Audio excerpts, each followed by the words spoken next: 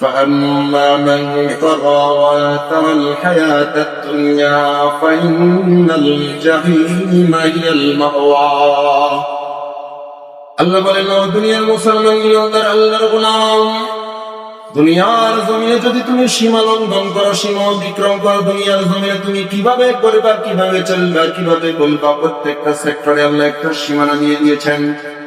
যদি দুনিয়ার হায়াতে তুমি আল্লাহর সীমানা লঙ্ঘন করো, আল্লাহর সীমানা লঙ্ঘন করতে করতে করতে করতে যদি তুমি দুনিয়ার হায়াতটাকে বরবাদ করে ফেলো, ফাইনাল জাহিম হিয়াল মাওয়া, সীমা লঙ্ঘনের পরিণাম কখনো ভালো হয় না, তোমার পরিণামও ভালো হবে না, তোমার পরিণাম হবে জাহান্নাম। এটা হলো জাহান্নামীদের পরিচয়।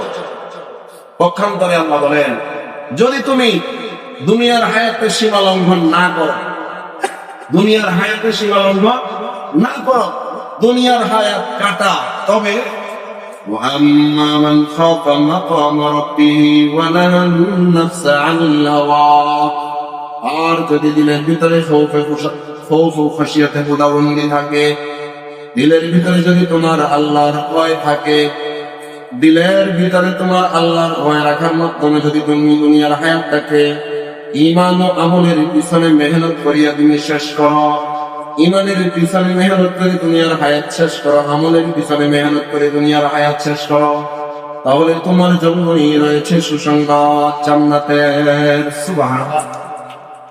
এই হলো আল্লাহ সংক্ষেপে জান্নাতি কারা আর জাহান্নামী কারা এটার পরিচয় দিয়েছে।